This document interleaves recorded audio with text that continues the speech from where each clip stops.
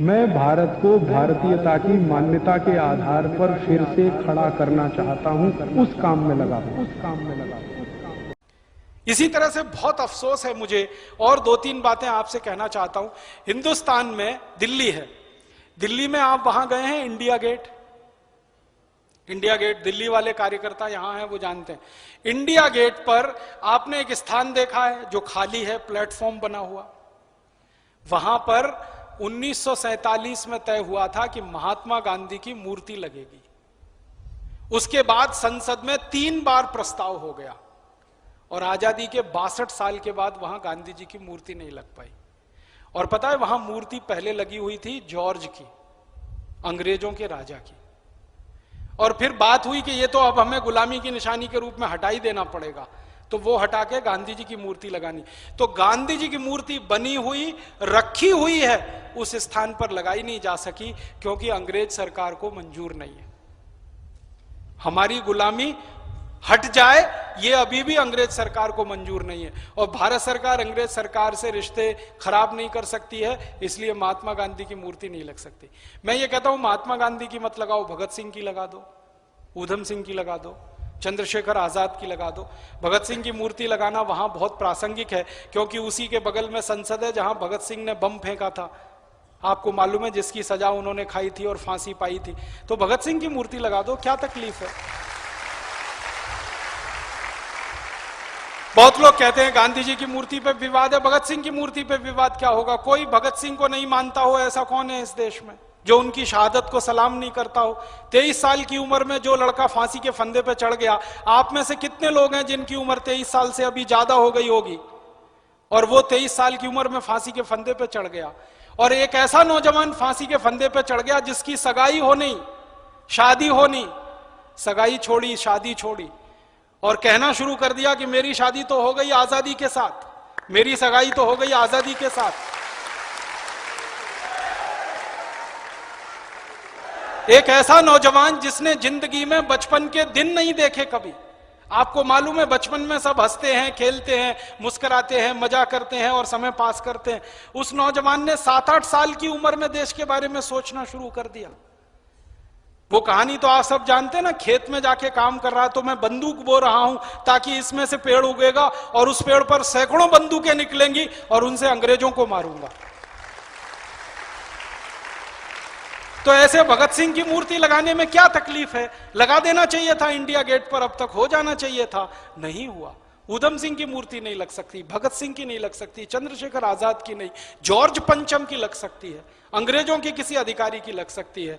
ये गुलामी की निशानियां हमको हटानी पड़ेगी। आज नहीं तो कल हमें इंडिया गेट के बारे में फैसला करना ही पड़ेगा कि इस पर तो हिंदुस्तान के सर्वोच्च स्तर के, शीर्ष स्तर के किसी शहीद की, क्रांतिकारी की ही मूर्ति लगेगी और तभी ये वास्तव में इंडिया गेट कहलाएगा। और इस इंडिया गेट का नाम भी बदलना। इंडिया तो हमारा नाम नहीं है, हमारा नाम तो भारत है। परंपरा से हमारा नाम भारत है, इतिहास हमारा भारत के नाम से है, परंपराएं हमारी भारत के नाम से हैं, मान्यताएं हमारी सारी भारत के नाम से हैं। और हम भारत के बारे में अपने खून में, अपनी रगों में महसूस करते हैं उसकी संवेदनशीलता को। वो इंडिया कैसे हो सकता है। संविधान में अंग्रेजों ने लिखवा दिया इंडिया दैट इज भारत, ये तो सब मूर्खता की बात है। भारत दैट इज इंडिया वो तो समझ में आता है अंग्रेजों के लिए, क्योंकि उनको भारत समझ में नहीं आता, उनको इंडस वैली सिविलाइजेशन समझ में आती है, सिंधु घाटी सभ्यता समझ में नहीं आती।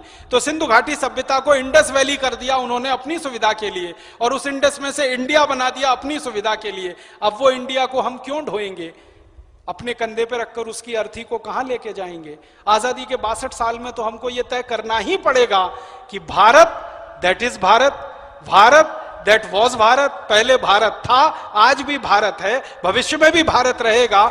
ये तो गलती से थोड़े दिनों के लिए इंडिया हो गया, तो इंडिया भी हमको हटाना, और हिंदुस्तान के हर कानून में से इंडिया हटाना।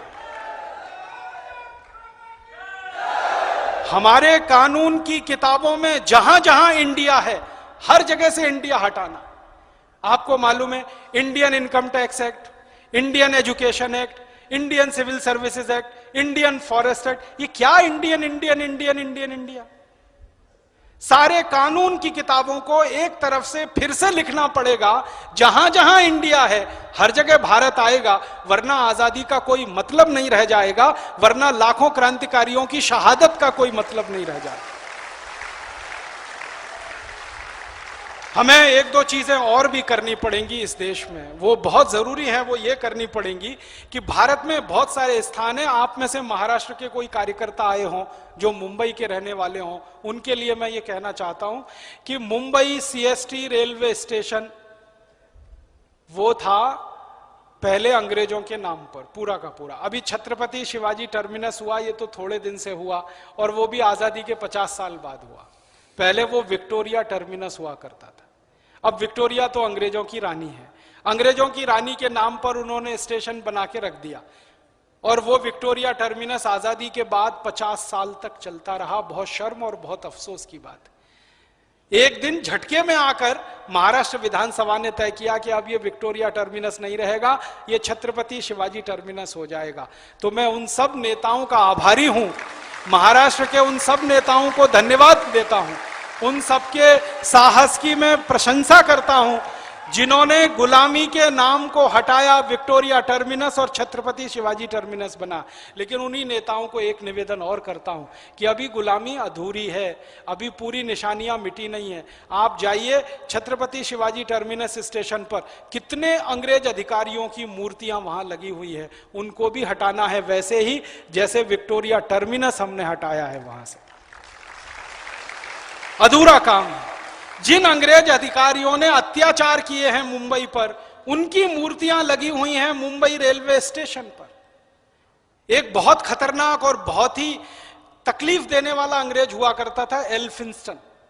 अंग्रेज गवर्नर बन गया, मुंबई में आ गया, और उसने जो अत्याचार मचाया है, जैसे डलहौजी ने जमीन छीनने का काम इधर उत्तर भारत में किया, वैसे एल्फिंस्टन ने पूरे महाराष्ट्र के किसानों की जमीन छीनने का काम किया। वो एल्फिंस्टन इतना ही अत्याचारी था जितना डलहौजी था, उसमें कोई कमी नहीं थी। उस एल्फिंस्टन की मूर्तियां, उस एल्फिंस्टन के फोटो अभी भी मुंबई में जगह जगह पर हैं, और उसके नाम पर एक स्टेशन भी है, एल्फिंस्टन रोड। उसके नाम पर एक कॉलेज भी है, एल्फिंस्टन कॉलेज।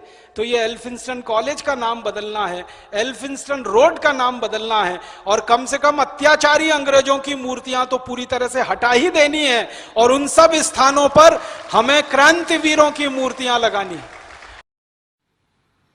दोस्तों, सबसे पहले तो चैनल सब्सक्राइब करें, फिर लाइक, कमेंट और शेयर करें, और हाँ, हमारा एंड्रॉयड ऐप डाउनलोड करना ना भूलें।